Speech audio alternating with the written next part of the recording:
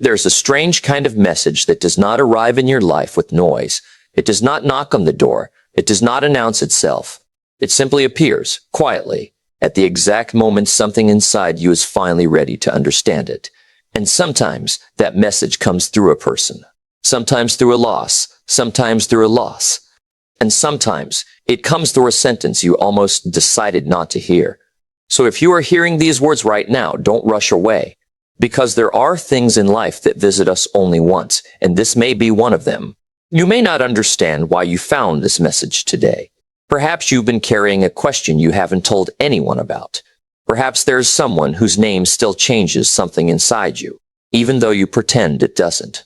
Perhaps you've been waiting for an apology, a phone call, a sign, a return, or simply some evidence that what you felt was real. And perhaps you've become so accustomed to pretending that you are fine, that you have forgotten what it feels like to admit that something still hurts. But listen carefully. Sometimes the deepest message is not about the person you are waiting for. It is about the person you became while waiting. There comes a moment in every life when you realize that silence has been answering you all along. You kept asking, why didn't they choose me? Why did they become distant? Why did they change? Why could they give everyone else what I desperately wanted from them? And you search their behavior for clues because uncertainty is painful. The human mind would rather suffer from an answer than live inside a question. So you replay conversations, you study messages. You remember their tone, you analyze the smallest gesture. You wonder whether that look meant something. You wonder whether their silence secretly meant love. But there is a dangerous place where reflection becomes obsession, and you begin building an entire relationship out of things that were never actually said. And maybe you have been there. Maybe you have taken someone's smallest act of kindness and turned it into evidence of hidden feelings. Maybe you have taken their distance and interpreted it as fear. Maybe you convinced yourself that they were pulling away because they cared too much. And perhaps that story helped you survive the uncertainty. But maturity begins when you become brave enough to separate what you know from what you hope. Because hope can be beautiful, but hope without reality can become a prison. And there is nothing more exhausting than spending your life trying to decode someone who has already shown you through their actions what they were unwilling to say with words. I want you to understand something tonight.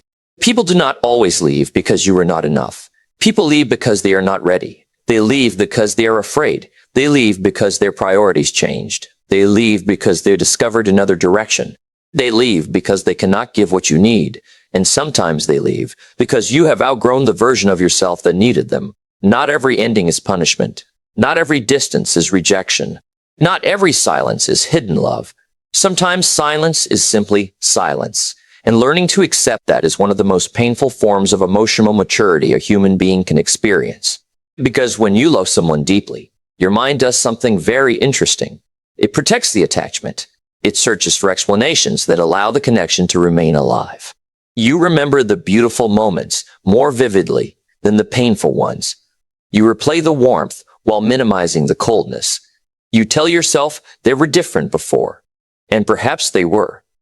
But people are allowed to change, and so are you. The person who made you feel deeply may have been real, but that does not mean they were meant to remain in your life forever. Some people enter your story to awaken something in you, not to stay until the final page. Think about how many times you have delayed your own life because you are waiting for someone else's decision. You said, when they come back, I'll be happy. When they understand me, I'll finally have peace. When they apologize, I'll let go. When they choose me, I'll know I'm worthy. And without realizing it, you handed another human being the keys to your emotional life. You gave them authority over your mornings, your nights, your confidence, your mood, even your ability to believe in yourself. That is not love anymore. That is emotional dependence, wearing the clothes of love. Real love does not require you to abandon yourself. Real love does not ask you to become smaller so someone else can feel larger. Real love does not require you to spend every night wondering where you stand. And real love does not demand that you continuously prove your worth to someone who has already decided not to recognize it. There is a difference between fighting for something meaningful and fighting against someone's unwillingness. One builds character, the other slowly destroys it. And there comes a point when the strongest thing you can do is stop knocking on a door that has remained closed. But I know what your heart will say. It will say, what if they come back? And that question can keep a person emotionally trapped for years. What if they come back? Then let them come back to a version of you that no longer needs their return to feel complete. Let them meet the person who learned how to sleep peacefully without checking the phone. Let them meet the person who stopped measuring their worth through someone else's attention. Let them meet the person who no longer confuses inconsistency with mystery. Because if someone returns, you should not be standing in the same emotional room where they left you. You should have grown beyond it. And if they never return, then your growth was not wasted. This is where many people misunderstand healing. They think healing means forgetting. It does not. Healing means remembering without bleeding. It means you can think about the person without needing them. It means you can appreciate what was beautiful without pretending what was painful did not happen.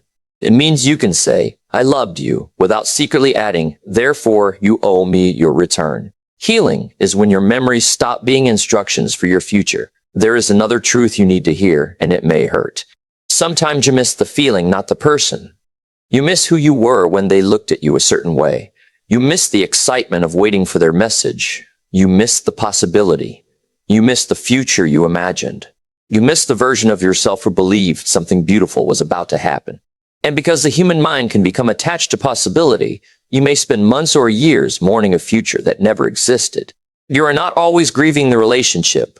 Sometimes you are grieving the life you thought the relationship would create, and that grief is real. So don't shame yourself for feeling it, but don't build a home inside it either. There is a difference between honoring your pain and worshiping it. Your pain deserves to be understood, but it does not deserve to become your identity. You can say, this hurt me, without saying, this ruined me. You can say, I trusted the wrong person, without saying, I can never trust again. You can say, they left, without saying, everyone leaves. One experience can influence your heart, but it does not have the right to write the entire story of your future. And perhaps this is why this message found you now. Because you have been waiting for a sign from outside yourself, while the real sign has been growing inside you. The restlessness, the exhaustion, the feeling that you cannot continue living the same emotional cycle. That is your awakening. Sometimes the soul becomes tired before the mind becomes wise. You begin noticing that the same conversations no longer satisfy you. The same excuses no longer comfort you. The same person no longer deserves unlimited access to your attention. You begin realizing that peace feels different from excitement, that consistency feels different from chemistry, that emotional safety feels different from the intoxicating uncertainty you once called passion. And this is where your standards begin to change, not because you became cold, because you became cold. You stop asking, how strongly do I feel about them? And start asking, how do I feel when I am around them? Do I feel safe? Do I feel respected? Do I feel seen? Do I feel peaceful? Do I become more myself, or do I spend my time trying to become someone they will finally choose? Those questions change everything, because attraction can pull you towards someone, but character determines whether you should stay. You see, emotional maturity is not the absence of desire. It is the ability to experience desire without becoming its servant. You can want someone and still walk away. You can love someone and still establish boundaries. You can miss someone and still refuse to contact them. You can forgive someone and still never give them the same access again. You can understand someone's wounds without volunteering to be wounded by them. That is strength. And strength is often quiet. The strongest person in the room may be the one who could send the message, but chooses not to. Not because they are playing games, not because they want to make someone jealous, not because they hope their absence will trigger a reaction. They simply understand that sometimes your silence is not a strategy. It is a boundary.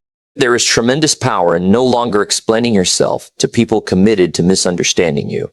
You don't need to convince someone that you cared. You don't need to prove that you were loyal. You don't need to present evidence that your intentions were good. The right people will not require a courtroom to believe your heart. And the wrong people can receive 1,000 explanations and still interpret them according to whatever story they have already chosen. So stop exhausting yourself trying to control another person's perception of you. Your job is not to be understood by everyone. Your job is to become understandable to yourself. Know why you stayed. Know why you left. Know what you tolerated. Know what you learned. Know what you learned. Know what you will never tolerate again. And then keep walking. Because there is a version of your life waiting beyond the emotional identity you have built around this person. Maybe you have been telling yourself, I will never feel this way again. You are wrong. You will feel something different. And different does not mean less. There is a kind of love that does not make you anxious, a kind of connection that does not require detective work, a kind of closeness where you do not have to constantly wonder whether you matter. There are people who will communicate instead of disappearing, people who will tell you when something is wrong instead of making you guess, people who will value your presence instead of making you compete for it. But before you find that kind of person, you must become someone who can recognize it. Because if you are addicted to emotional chaos, peace may initially feel boring. If you are accustomed to inconsistency, consistency may feel suspicious. If abandonment became familiar, healthy attachment may feel uncomfortable.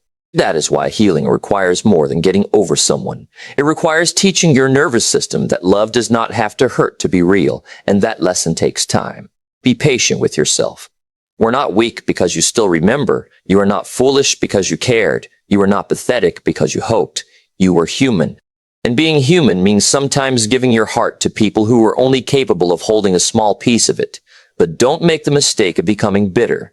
Bitterness is another form of attachment. If you spent years hating someone, they still occupy your mind. Freedom is different. Freedom is when their name can exist in your memory without controlling your emotions. Freedom is when you no longer need them to regret losing you. Think about that. You don't need them to regret losing you. You don't need them to come back and realize what they had. You don't need them to watch you succeed. You don't need them to see you happy. You don't need their jealousy to validate your growth. Your life does not become meaningful because someone who rejected you eventually recognizes your value. Your life becomes meaningful because you recognized it yourself. And that realization can change everything. Maybe you have spent too much time asking why someone could not love you correctly. Ask a better question. Why did you keep accepting love that made you question your worth? That question is harder, but it is also more powerful. Because the moment you take responsibility for your boundaries, you take your power back. You stop blaming yourself for someone else's behavior, but you also stop pretending you had no control over what you continue to accept. You cannot control who disappoints you. But eventually, you must control who gets repeated access to your heart. This is not about becoming guarded. It is about becoming discerning. A soft heart without boundaries becomes exhausted. A strong heart without softness becomes bitter. You need both. You need the courage to love and the wisdom to leave. You need compassion without self-abandonment. You need vulnerability without surrendering your identity. You need to understand people without constantly making excuses for them. And perhaps most importantly, you need to learn that being alone is not the same thing as being abandoned. Sometimes solitude is where you finally meet yourself. The room becomes quiet. The phone stops vibrating. Nobody needs anything from you. Nobody is asking you to perform. Nobody is giving you mixed signals. And suddenly you're left with the one person you have been avoiding for a long time. Yourself. That meeting can be uncomfortable, but it can also save your life emotionally, because when you learn to sit with yourself, you stop begging others to rescue you from your own emptiness. You stop chasing people simply because their attention temporarily distracts you from your loneliness. You stop confusing being desired with being loved. And then something remarkable happens. You become harder to manipulate, not because you became suspicious, because you became whole. You no longer need someone to complete the parts of yourself you refuse to develop. You build your discipline. You build your purpose. You build your friendships. You build your body. You build your mind. You build your character. You build a life so meaningful that love becomes something you share, not something you desperately need in order to feel alive. That is when relationships change. You stop asking someone to save you from yourself. You start asking whether they can walk beside the person you have become, and that is a much higher standard. But let me tell you something about standards. People may call you difficult when you stop accepting what once made you miserable. They may say you've changed, and perhaps you have. Good, you should change. A tree that refuses to change with the seasons eventually dies. So does a human being who refuses to grow because other people are comfortable with their old version. You are allowed to become unfamiliar to people who only love the version of you they could control. You are allowed to disappoint expectations that were never built around your happiness. You are allowed to stop answering every call. You are allowed to stop explaining every decision. You are allowed to protect your peace. And you are allowed to walk away without making someone the villain. Sometimes nobody is the villain. Sometimes two people simply cannot give each other what they need. Sometimes love exists, but timing doesn't. Sometimes chemistry exists, but character doesn't. Sometimes attraction exists, but emotional availability doesn't. And sometimes the hardest truth is simply this: you can love someone deeply and still be wrong for each other. That truth hurts because it removes the fantasy that love alone can solve everything. It cannot. Love needs maturity. Love needs communication. Love needs accountability. Love needs consistency. Love needs two people who are willing to show up. One person cannot build a relationship for two.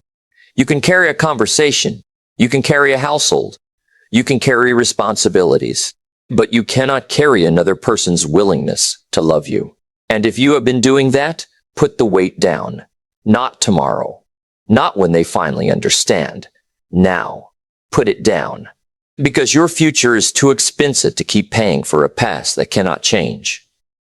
There will be mornings when you wake up and suddenly don't think about them. You may not even notice at first. You will make your coffee. You will look outside. You will begin your day. And somewhere around noon, you will realize, I haven't checked. That moment will feel small, but it will be enormous. Because healing often arrives without an announcement. It arrives quietly. One day you don't need the answer. One day you don't reread the messages. One day you stop imagining what you would say if they called. One day you hear their name and your heart doesn't collapse. And then you realize that the person you were desperately trying to get back was never the person you needed to become. You needed to become yourself. And perhaps that is the hidden message. Perhaps this was never about whether they loved you. Perhaps this was about whether you would finally learn to love yourself without requiring someone else's permission. So if there is someone on your mind right now, don't immediately contact them. Sit with the feeling. Ask yourself what you actually miss. Do you miss their presence, their attention, their potential, the memories, the validation, the future you imagined? Or do you miss the version of yourself that existed when you believed they would stay? Be honest. You don't have to lie to yourself to move forward. You don't have to pretend you don't care. You simply have to stop allowing what you feel to dictate what you do. Feel it. Understand it. Learn from it. Then choose.